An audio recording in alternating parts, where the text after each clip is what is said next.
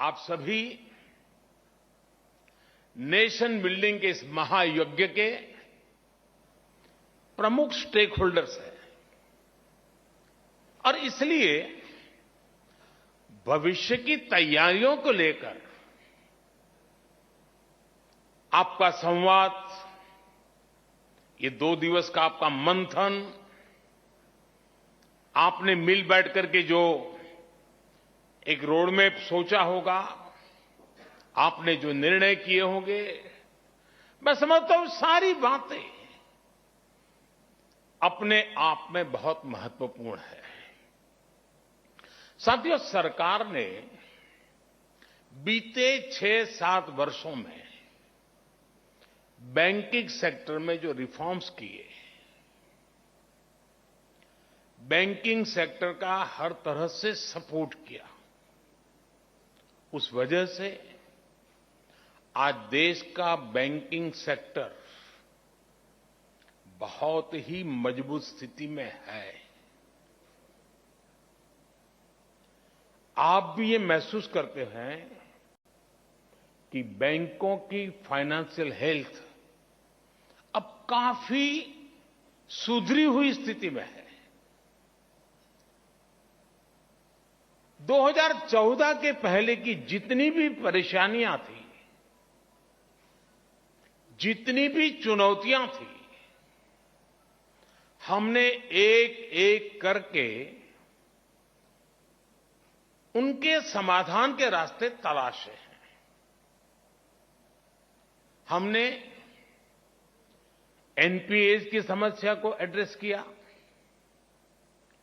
बैंकों को रिकैपिटलाइज किया, उनकी ताकत को बढ़ाया, हम आईबीसी जैसे रिफॉर्म्स लाए, अनेक कानूनों में सुधार किए, डेट रिकवरी ट्रिब्यूनल को सशक्त किया। कोरोना काल में देश में एक dedicated stress asset management vertical का गठन भी किया गया। इन्हीं फैसलों से आज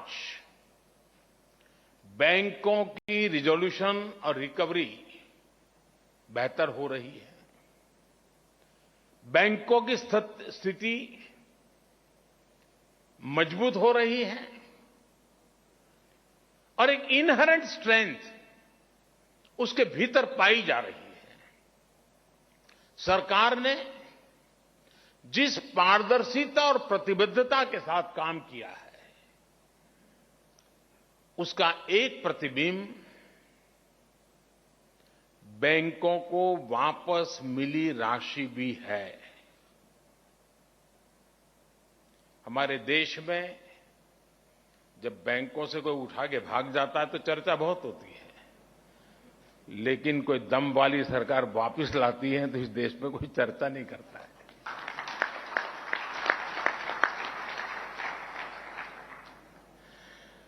पहले की सरकारों के समय जो लाखों करोड़ रुपए फंसाए गए थे, उनमें से 5 लाख करोड़ रुपए से अधिक की रिकवरी की जा चुकी है। हो सकता है आप उस लेवल के लोग बैठे हैं, आपको 5 लाख करोड़ बहुत बड़ा नहीं लगता होगा,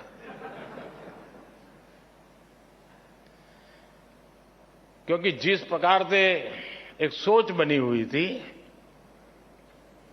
यहां बैठे हुए उन लोगों की नहीं होगी ऐसा मुझे पूरा पक्का विश्वास है, लेकिन एक सोच बनी हुई थी, बैंक हमारी ही है, बैंक में जो है वो भी हमारा ही है, वहां रहे या मेरे यहां रहे क्या फर्क पड़ता है। और जो चाहा वो मांगा, जो मांगा वो मिला, और बाद में पता नहीं था कि 2014 में देश निर्णय कुछ और कर देगा। सारी स्थितियां साफ हो गई।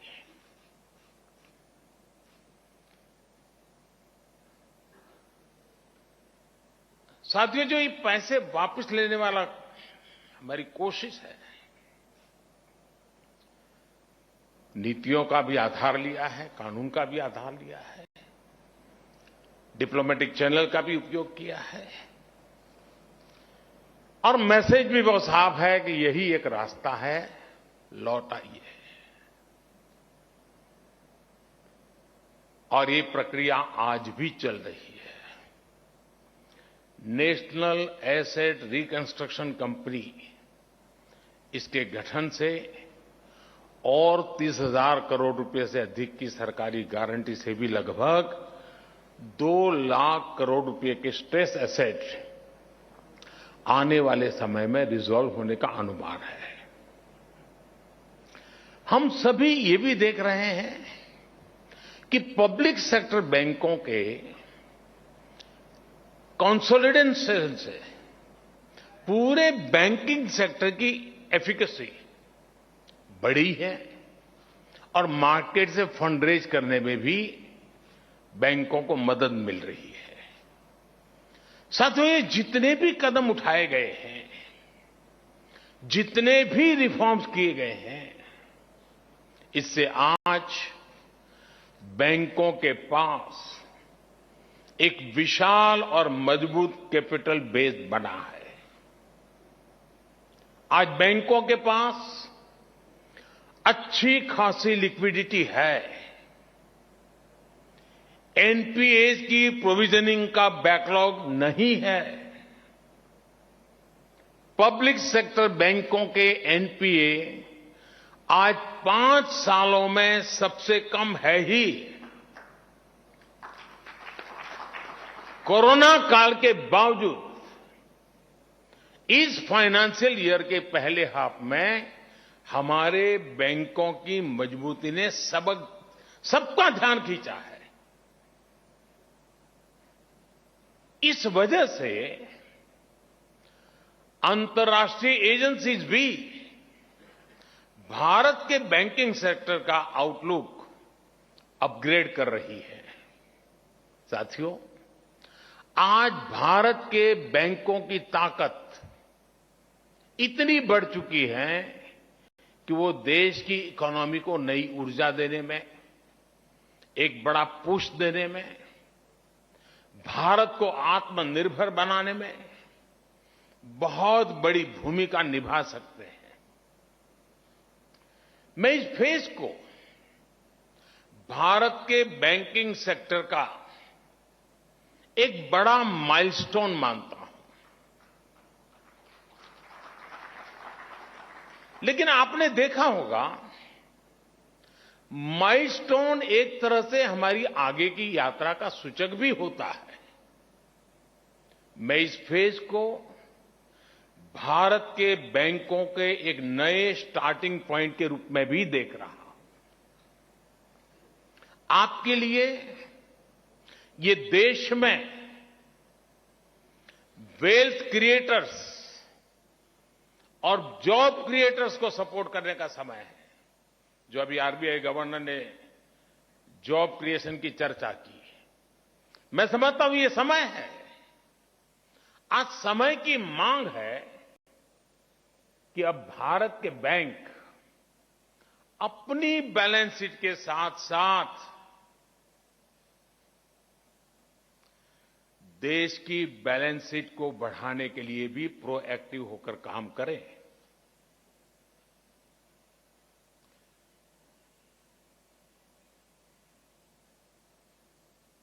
कस्टमर आपके पास आपकी ब्रांच में आए,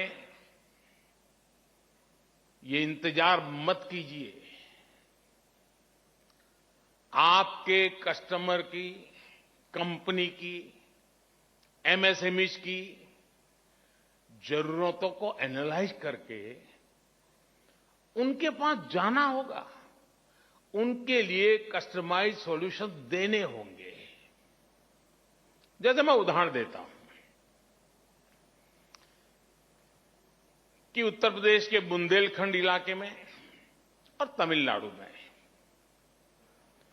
2 डिफेंस कॉरिडोर बने। अब सरकार तेजी से वहां काम कर रही है। क्या उस कॉरिडोर के आसपास जुड़ी हुई जितनी बैंक ब्रांचेज है,